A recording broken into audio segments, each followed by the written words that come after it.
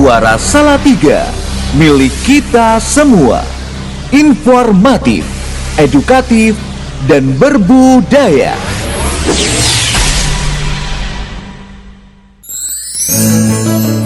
Tiga hal penting dalam kehidupan, yaitu keluarga, sahabat, dan cinta.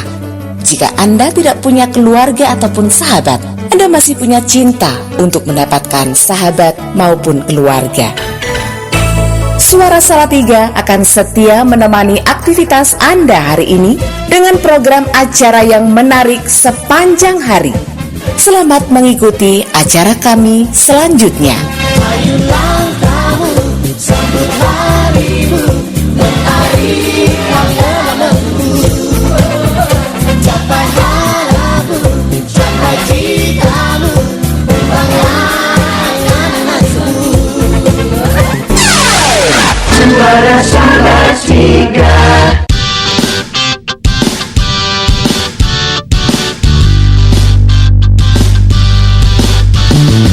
Teman yang setia, temanimu di dalam suka duka, memberikan warna yang berbeda, informatif, edukatif, dan berbudaya. Suara Salatiga, Suara Salatiga, milik kita semua.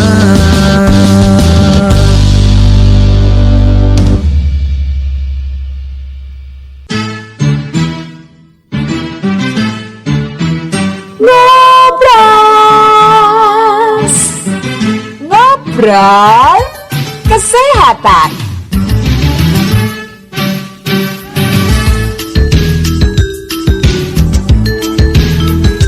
Yakin membuat segalanya menjadi mungkin, cinta membuat segalanya menjadi berwarna. Teman setia, wanita mana sih yang gak khawatir ketika terjadi perubahan pada payudaranya? Apalagi bila perubahan yang dialaminya itu berupa benjolan. Pikirannya langsung tertuju pada tumor ganas atau kanker. Serem juga ya. Nah, aspek penting dari kesehatan payudara adalah mengetahui bagaimana payudara terasa dan terlihat. Bagian dari itu adalah menyadari setiap perubahan pada payudara yang mungkin merupakan tanda-tanda awal dari kanker mungkin, terutama jika kita memiliki riwayat keluarga yang memberi resiko lebih tinggi ya terkena kanker payudara. Nah, hal yang mesti digarisbawahi, benjolan payudara itu tidak selalu menandakan kanker payudara. Meski begitu, harus diperhatikan dengan serius sampai benar-benar dinyatakan bukan kanker. Lantas apa sih yang seharusnya kita lakukan bila menemukan benjolan pada payudara? Ngobras yuk, ngobrol kesehatan bersama narasumber kita pagi ini, Dr. Natania Husea, spesialis bedah di Rumah Sakit Ibu dan Anak Hermina Mutiara Bunda Salatiga. Dengan satu tema, benjolan payudara, haruskah khawatir? Oke, langsung kita ketemu dengan narasumber cantik kita. Halo, selamat pagi dokter. Selamat pagi Bu. Gimana kabarnya dok? Baik, sehat. Iya, dan kali ini kita membahas tentang benjolan di payudara. Nah ini karena terutama para wanita gitu ya dok ya, kalau menemukan benjolan di payudara, waduh sudah bingung, gak bisa tidur dan lain sebagainya. Semoga saja dengan ngobrol kesehatan ini bisa jadi pencerahan gitu ya dok ya. Ini juga pengetahuan mungkin. Pengetahuan, jadi tidak selalu itu berujung pada kanker. Ya. Tapi ada baiknya tetap kita waspadai, begitu ya dok ya. Baik teman setia, buat Anda yang mau bertanya seputar tema obrolan kita, nanti bisa bergabung ya lewat WA atau SMS-nya di 081948809999 atau boleh telepon di 0298323310. Yang ada di Nun jauh di sana juga bisa bergabung ya. Kita ini live streaming di www.suarasalatiga.com. Oke, baiklah kita mulai saja ngobrol kesehatan bersama Dr. Natania Husea, spesialis bedah Rumah Sakit Ibu dan Anak Hermina Mutiara Bunda Salatiga, dengan satu tema, benjolan payudara, haruskah khawatir gitu ya. Nah ini dok, haruskah kita khawatir jika menemukan benjolan pada payudara kita nih dok? Kalau kita menemukan benjolan payudara, sebenarnya harusnya diwaspadai daripada khawatir berlebihan gitu. Jadi harus diperiksa. Nah, Oke. untuk benjolan itu kita juga bisa meriksa sendiri ataupun diperiksa oleh tenaga medis gitu. Oke, ada pemeriksa sendiri ya. Kalau pemeriksa sendiri ada sesuatu yang mencurigakan, ada benjolan gitu ya, baru kita periksakan diri ke tenaga ahli yang lebih tahu gitu ya, dengan peralatan yang lebih lengkap juga, begitu ya dok ya. Iya.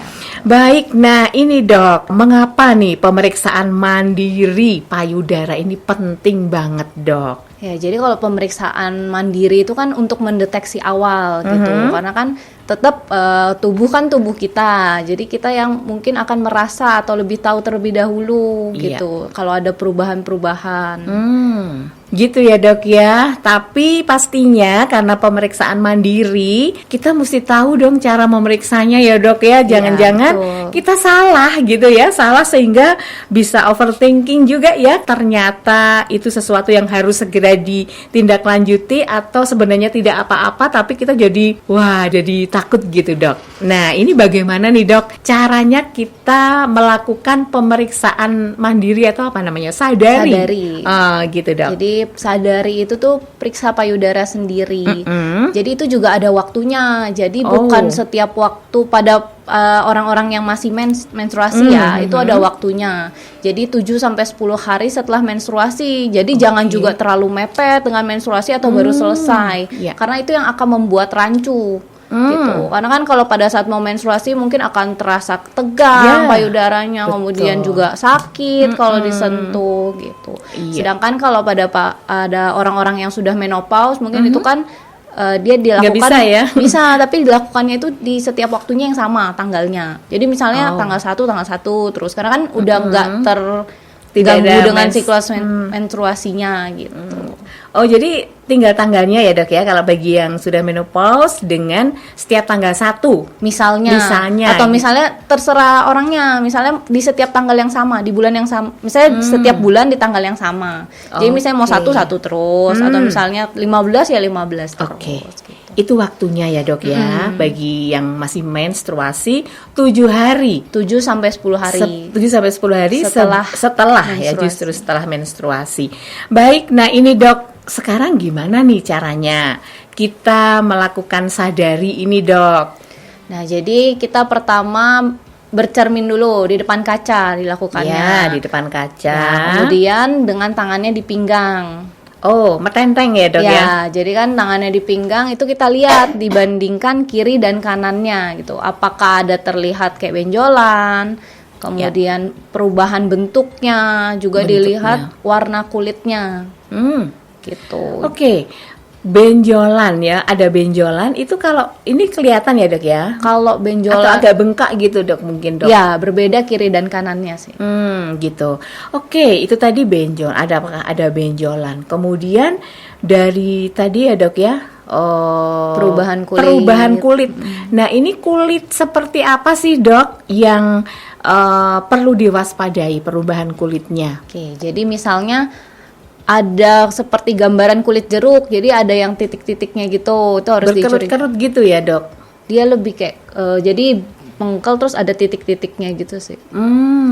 Jadi itu harus diwaspadai. Kemudian kok misalnya kayak ada lesung pipinya di payudaranya gitu. Terus misalnya ada kemerahan, perubahan warna kulit seperti itu. Oke, tapi karena jangan sampai salah juga ya, itu kan payudara juga ada rambut-rambut apa ya dok? Itu kan titik-titik. Oh iya, hampir sama toh, sama itu bedanya apa nih dok? Sama yang tadi ada titik-titiknya itu dok? Kalau misalnya itu memang terlihat beneran kayak kulit jeruk itu loh. Jadi kan kulit jeruk kayak licin tapi ada bintik-bintiknya gitu. Nah itu memang ada terlihat berbeda kiri dan kanan.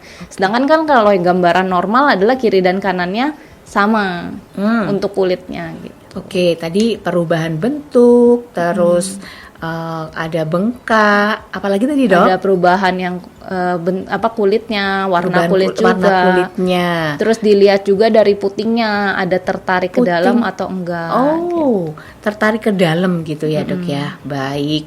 itu tadi ya yang perlu diwaspadai atau perlu diperiksa setiap ya taruh 1 bulan sekali lah, begitu ya Dok ya. 1 bulan sekali diperiksa, kemudian tadi ya yang perlu diperiksa. Tapi untuk begini Dok, melihat benjolannya itu bagaimana nih Dok? Apakah perlu kayak kita massage atau dipijat gitu ya, Dok? jadi pertama kan yang di depan kaca bercermin itu tolak pinggang, kemudian juga tangannya diangkat, jadi itu juga mengevaluasi benjolannya kan. Ada benjolan mungkin yang dia pada saat mengangkat tangan jadi nggak simetris bentuk payudaranya gitu. Terus dari gitu memang kita setelah itu periksa, diraba, dilakukan penekanan gitu pada payudara. Dan dengan posisi tangannya tuh diangkat. Jadi misalnya mau periksa payudara kiri, tangan kirinya diangkat, tangan kanannya yang penekanan untuk meraba benjolannya. Jadi itu juga merabanya dari atas ke bawah, bisa secara sirkular atau melingkar gitu.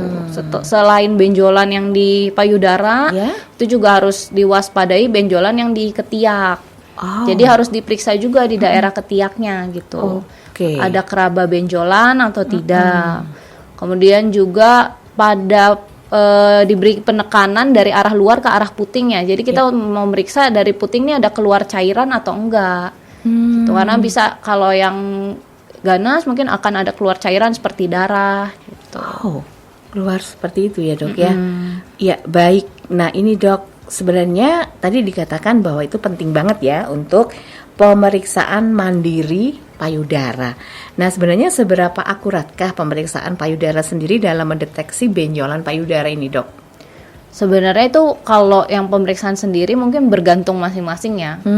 Karena kan maksudnya mungkin ada yang lebih sensitif orangnya, jadi lebih bisa mendeteksi gitu. Tapi kalau memang misalnya ragu, lebih baik ya diperiksakan ke tenaga ahli. Gitu. Karena kan itu tadi ya, kadang-kadang kita kok nggak terasa apa-apa gitu ya. Ternyata ada benjolan tapi kita nggak tahu gitu loh, yang ditakutkan kan seperti itu ya Dok. Betul. Ya. Tapi kalau misalnya ada sesuatu yang tidak seperti biasanya, mungkin segera diperiksakan saja gitu ya Dok ya. Karena kan lebih baik kita mengetahui dari dini, dari awal gitu. Baik Dok, ini sebenarnya apa sih perbedaan benjolan di payudara yang aman, jinak gitu, sama yang ganas gitu Dok? Mungkin kalau dari yang gambaran yang bisa kita lihat, yang pertama ya, kalau benjolannya itu dia makanya dari perubahan kulitnya ada atau tidak gitu. Terus ada keluar cairan atau tidak dari putingnya, kemudian ada luka atau tidak, ada yang tarikan dari puting atau tidak. Nah, kemudian kalau dari kita perabaan, nah itu bisa dibedakan. Kalau yang jinak itu dia relatif bentuknya bagus, dalam arti nggak nggak berdungkul-dungkul gitu. Maksudnya kalau pada saat kita raba kan keraba ini tuh licin gitu, atau ini tuh nggak rata gitu. Sama perabaannya kalau yang jinak itu dia lebih ke arah kenyal, sedangkan kalau yang ganas dia ke arah keras. Gitu. Kalau keras itu justru ganas ya Dok ya. Kalau yang jinak itu lebih ke arah kenyal gitu ya. Oke. Baik. Nah, ini Dok, sekarang kalau misalnya gitu ya Dok ya, tadi sudah dikatakan benjolan itu kanker atau bukan, perbedaannya seperti itu. Nah, apakah benjolan yang tidak sakit, ya tidak sakit tapi ada benjolan, itu berbahaya nggak sih Dok? Sebenarnya kita lihat lagi dalam arti dari keluhannya, kemudian dari pemeriksaannya gitu. Karena nggak semua benjolan mungkin yang nggak sakit pasti ganas, atau semua benjolan yang nggak sakit pasti jinak, itu enggak. Karena kita harus periksa dari yang keluhannya juga. Karena gitu kan ya? Karena kan dicurigai misalnya kok tumbuhnya cepet banget gitu. Nah itu ya mungkin kita akan berpikir ke arah ganas. Gitu. Tapi misalnya pertumbuhannya lambat, misalnya dalam waktu tahunan juga besarnya tidak yang tidak terlalu yang sampai seperti yang ganas, itu ya kita bisa ke arah jinak. Tapi memang ya itu ya harus dikombin. Jadi bukan berarti keluhan aja atau pemeriksaan aja gitu. Jadi harus dari keluhan, pemeriksaan pada saat yang kita pemeriksaan fisik ya, atau yang pada saat kita periksa, dan juga mungkin kita akan butuh bantuan pemeriksaan lain gitu. Oke, baik. Nah, ini Dok, apa saja nih penyebab umum benjolan selain dari yang ganas tadi, Dok? Karena benjolan gini ya, benjolan kan semua yang ada benjol kita sebutkan tumor gitu. Tumor ya. Jadi tumor tuh memang dia ada yang jinak dan ada yang ganas. Jadi nggak semua sekali disebut tumor pasti ganas gitu, enggak. Nah, kalau misalnya perbedaannya yang tadi sih, kalau misalnya jinak yang seperti yang udah saya bilang tadi ya, kalau dari keluhannya, kemudian dari pada saat perabaannya gitu. Oke. Baik, tapi penyebabnya itu, Dok. Kenapa ada benjolan di payudara gitu, Dok? Oke, karena yang pertama kalau wanita dia dari hormonal. Hormonal. Ya, dari hormonal, kemudian juga dari genetik, kemudian juga dari pola makan ya, dari obesitas gitu. Baik, Dok. Nah, ini yang dibilang ada benjolan di payudara. Ada juga kasus yang begini, Dok. Habis melahirkan tapi air susunya tidak bisa keluar. Ya. Nah, itu perlu dibuka kulit payudaranya. Ada yang seperti itu juga. Itu namanya apa nih, Dok? Nah, kalau itu kan benjolan karena adanya penyumbatan ya, karena yang air susunya nggak bisa keluar. Nah, kalau itu dibiarkan terus-menerus, dia bisa menyebabkan radang, infeksi. Nah, kalau memang sudah infeksi, dia jadi abses, jadi udah ada nanahnya. Nah, itu yang harus dilakukan tindakan gitu. Oke, baik. Tapi memang itu mungkin termaksud yang jinak gitu ya, Dok ya. Terus ada juga yang kista payudara. Itu apa sih, Dok? Sebenarnya kalau yang itu kan jenisnya ya. Jadi ada yang kista, ada yang FAM atau kita bilang fibroadenoma. Nah, itu memang jenis dari tumor jinaknya gitu. Jadi memang untuk memastikan itu kita bisa sih dari pemeriksaan, tapi mungkin kita butuh pemeriksaan lanjutan ya, misal dari USG itu kan bisa dibedakan ya, apakah ini dalamnya padat ataukah ini dalamnya cairan gitu. Dan juga setelah itu ya pasti setelah kalau kita mau tahu pasti memang harus diambil benjolannya dan diperiksakan ke laboratorium. Biar lebih mantep gitu ya, Dok ya. Karena tetap hasil akhirnya ya dari laboratorium yang PA ya kita sebutnya patologi anatomi itu gitu. Oke, baik teman setia. Wow. Ya, pastinya kita semuanya juga pengen tahu gitu ya, apa yang harus kita lakukan saat kita menemukan ada benjolan, kemudian kapan kita harus menemui dokter gitu ya. Nanti kita akan kupas lebih jauh lagi, tapi kita akan dengarkan beberapa pesan dulu ya, Dok ya. Nanti kita kembali setelah beberapa pesan, dan sekali lagi buat teman setia yang mau bertanya seputar tema obrolan, silakan bisa bergabung lewat WA di 081 904 880 999 atau juga boleh telepon di 0298 323310. Kita kembali setelah beberapa pesan berikut ini.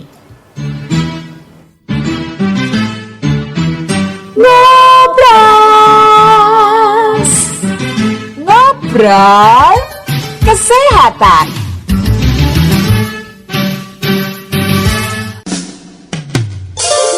Dek Akif sayang. Iya, Ayah. Coba, Dek Akif masih ingat nggak? Tadi di sekolah diajarin apa sama bu guru? Ya ingat dong ya. Tadi diajarin menulis dan membaca. Ya, masa temanku tadi jorok makan nggak cuci tangan dulu? Kan nggak boleh ya. Tangan itu kan kotor, banyak kumannya. Sebelum makan kan kita harus cuci tangan dulu. Halo sayang, makanan sudah siap. Tapi Dek Akif dan Ayah cuci tangan dulu ya. Kuman, penyakit sangat mudah ditularkan melalui tangan. Cegah penularan penyakit dengan membiasakan diri dengan mencuci tangan pakai sabun dengan air mengalir. Ingat, waktu-waktu penting harus cuci tangan pakai sabun, yaitu setelah buang air besar atau air kecil, setelah memegang hewan, dan sebelum makan. Ingin tetap sehat, lindungi diri dari penularan penyakit. Pesan ini disampaikan oleh Radio Suara Salatiga FM. Suara Salatiga.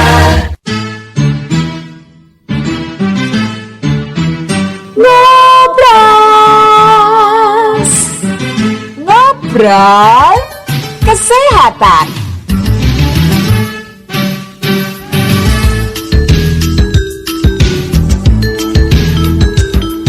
Baik teman setia, kita lanjutkan kembali ngobrol kesehatan bersama Dr. Natania Hosea, spesialis bedah dari Rumah Sakit Ibu dan Anak Hermina Mutiara Bunda Salatiga dengan satu tema obrolan benjolan payudara, haruskah kita khawatir? Baik dok, nah ini kalau tadi kita sudah membahas beberapa hal ya tentang pemeriksaan mandiri untuk payudara kita, kemudian bagaimana cara memeriksanya, kemudian juga penyebabnya tadi ya. Nah, perbedaannya gitu ya. Nah, ini sekarang apa yang harus kita lakukan pada saat kita sadari kemudian menemukan benjolan gitu, Dok? Oke, jadi kalau kita sadar pemeriksaan sadari itu juga kita bisa lakukan mandiri ya setiap bulan, setiap 2 sampai 3 maksudnya kita lakukan setiap bulan. Kalau memang sebaiknya diperiksakan juga oleh tenaga ahli, tapi mungkin 2-3 tahun sekali gitu kalau di atas 15 tahun. Tapi sedangkan kalau di atas 40 tahun mungkin bisa setiap tahun gitu untuk pemeriksaan berkala aja gitu ke tenaga ahli.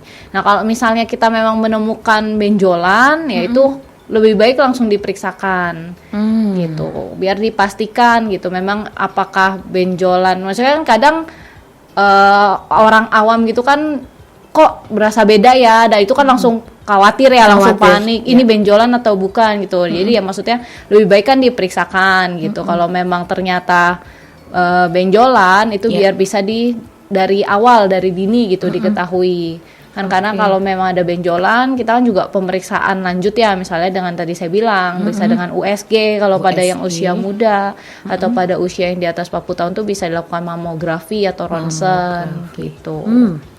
Oke, baik. Nah, ini dok, pemeriksaan payudara yang kalau USG itu caranya bagaimana supaya masyarakat tahu juga ya. Terus mamografi itu bagaimana pemeriksaannya gitu ya, supaya kita nanti juga diapain itu payudaranya gitu loh dok. Oke, jadi dua-duanya itu termasuk pemeriksaan radiologi.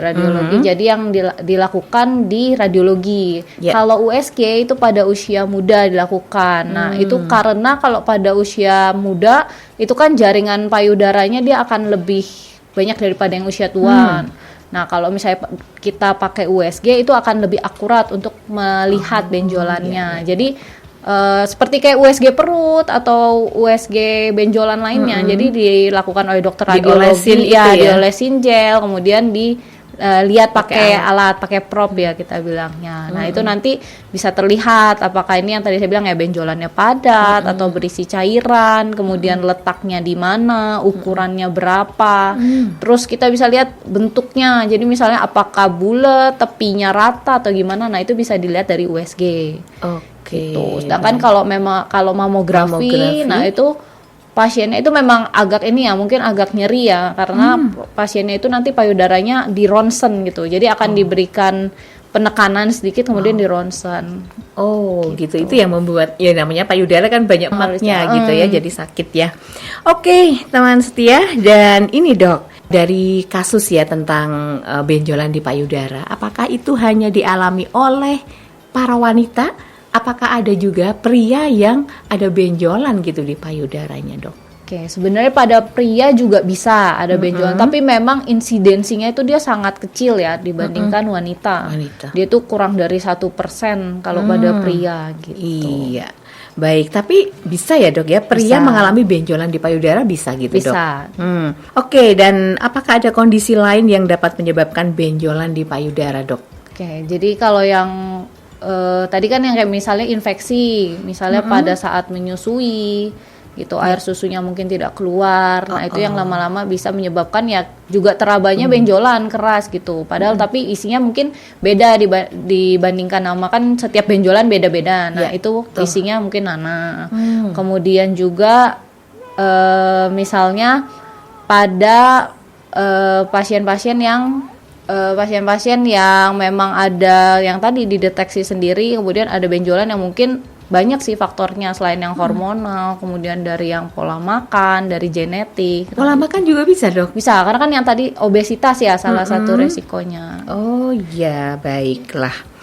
Oke, nah mengapa nih kita tidak perlu ragu untuk memeriksakan benjolan yang kita rasakan dok? Kalau misalnya, ini kok kayaknya ada benjolan tapi apa gitu ya? Kenapa kita nggak perlu ragu gitu loh dok? Ini karena kan kalau misalnya kita tahu lebih awal, untuk penanganannya juga akan lebih cepat. Sehingga kan maksudnya kita akan, kalau jinak kan setelah misalnya kita tahu ada benjolan, dilakukan tindakan, kemudian diperiksakan, itu kan kita tahu ya hasilnya. Kalau seandainya jinak kan ya syukurlah ya jinak gitu. Cuma kan seandainya ganas kan lebih baik lebih cepat diketahuinya. Lebih dini ketahui bisa sembuh gitu ya dok ya. Sebenarnya kita nggak bisa bilang sembuh 100% ya, cuman tidak kambuh atau pengobatannya kan harus dilanjutkan gitu. Gitu ya. Oke, baik. Nah ini dok, bagaimana tata laksana pembedahan benjolan di payudara itu dok? Oke, jadi kita pertama kan kalau ini udah di kondisinya udah diperiksa tenaga ahli ya berarti ya. Yeah. Jadi kan kita akan mencurigai kan mensuspek ya apakah benjolan ke arah jinak atau ganas gitu. Oke. Ya sebelumnya juga kita pastikan ada pemeriksaan lanjutan selain yang pemeriksaan perabaan tadi ya. Jadi ada pemeriksaan lanjutan yang saya bilang kayak USG atau mamografi tergantung umur. Yeah. Nah kalau memang kita lihat juga dari sana nih mengarah kemana, apakah ke jinak atau ke ganas. Karena beda, penanganannya beda gitu. Tergantung juga ukurannya. Gitu. Kalau seandainya jinak kan diangkat benjolannya diperiksakan. Nah kalau ganas itu dia tergantung ukuran. Ada yang mungkin bisa diangkat langsung benjolannya diperiksakan. Ada yang kalau memang ukurannya besar dia kita cuma ambil sedikit untuk tahu hasilnya apakah ini ganas atau jinak. Jadi kalau yang ganas tuh dia lebih kompleks untuk tata laksananya gitu. Jadi bisa dengan pembedahan dulu atau dengan kemoterapi dulu gitu atau radiasi tergantung dari jenisnya juga nanti. Oke, baiklah. Ya, ini sudah ada yang bertanya nih, Dok. Dari Intan di Salatiga mau bertanya bagaimana membedakan benjolan jinak dan ganas dari payudara. Saya menemukan benjolan di payudara dan terasa bulat, bisa digerakkan dan tidak sakit. Namun saya khawatir apakah benjolan ini jinak atau ganas. Bagaimana cara membedakan benjolan jinak dan ganas di payudara secara mandiri? Kemudian apa saja ciri-ciri benjolan yang harus diwaspadai dan kapan sebaiknya saya memeriksakan diri ke dokter? Jadi pertama yang harus kita perhatikan adalah kalau kita udah terasa benjolan, kita harus perhatikan berapa lama benjolannya itu membesar gitu. Karena karena waktu itu juga salah satu yang mempengaruhi apakah ini ke arah jinak atau ganas. Ya, kemudian untuk yang perubahan warna kulit tadi, perubahan kulitnya, adakah perubahan dari bentuknya, kemudian kulitnya, ada keluar cairan dari puting atau tidak, gitu. Kemudian yang pemeriksaan dari ketiaknya juga, itu juga mempengaruhi, gitu.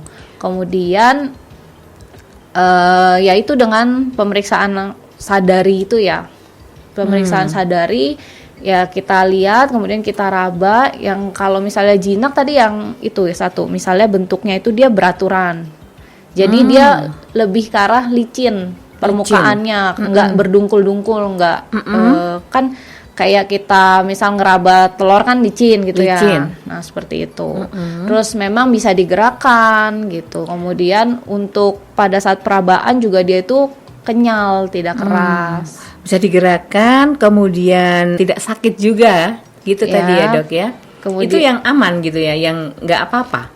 Sebenarnya nyeri tidak, maksudnya kita nggak bisa bilang ya pasti aman kalau untuk nyeri, tapi yang bisa kita bedakan memang juga yang dari tadi bentuknya, kemudian permukaannya, kemudian tegas atau enggak, batas dengan sekitarnya gitu. Ya, tapi lebih baiknya itu diperiksakan saja ya. Karena kalau kita periksa mandiri tadi dia bilang kan pemeriksaan mandiri. Nah, apakah itu bentuknya tegas atau apa? Kita kan nggak begitu sulit kalau awam kan? Iya, baik. Gitu Mbak Intan, lebih baik diperiksakan supaya lebih mantep gitu ya. Kalaupun tidak apa-apa ya tidak apa-apa, tapi kalaupun harus ada tindak lanjut ya bisa ini ya. Oke, ini ada Mas Theo ya, mau bertanya dari Magelang, mau tanya nih, apakah benjolan ini terasa seperti kista, jaringan lemak biasa, atau ada indikasi tumor? Maksudnya gimana nih ya? Mungkin atau perbedaan gimana? Kista, jaringan lemak, atau tumor gitu ya mungkin dok, yang ditanyakan dok. Mungkin kurang lebihnya sama ya, kalau misalnya kista Itu kan dia kalau kista kan dia lebih ke arah jinak ya. Jadi memang kista sama fibroadenoma itu dia perabaannya kurang lebih sama. Cuma mungkin dari keluhannya. Kalau misalnya pada saat mau menstruasi atau pada saat menstruasi biasa itu nyeri banget.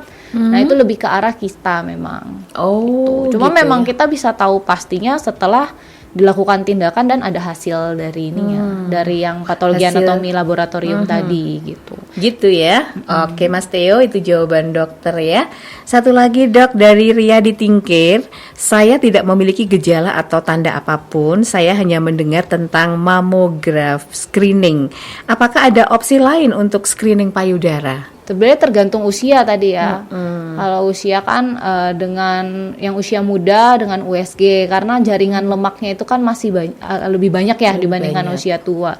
Jadi untuk dilakukan mamografi juga akan lebih nyeri dan juga lebih tidak terlalu terlihat gitu dibandingkan usia tua. Oke, gitu ya Mbak Ria ya. Semoga jawaban tadi jadi pencerahan ya, kalau memang supaya lebih tahu walaupun tidak ada gejala tapi ingin periksa ya nggak apa-apa juga ya Dok ya. Iya. Tergantung dari usianya ya.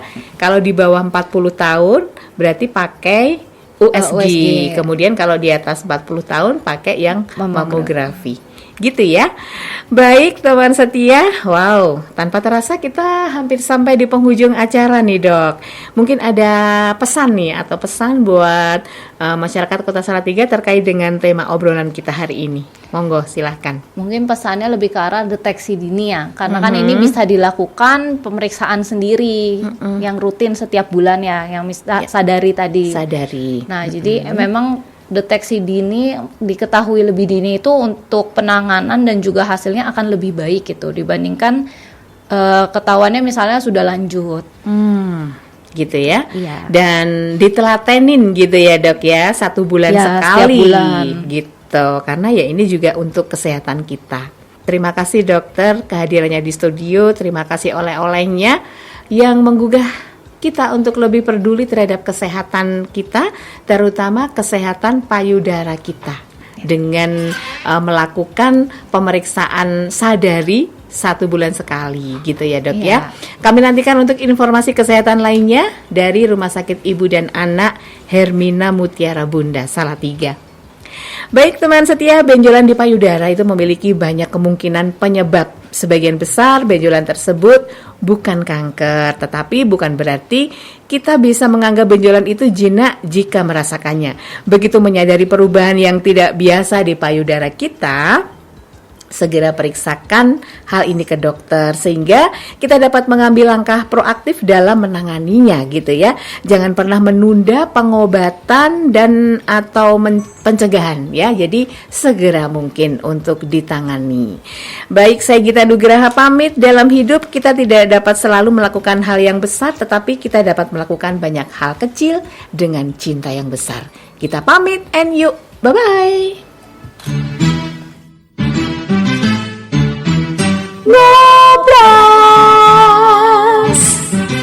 Ngobrol kesehatan.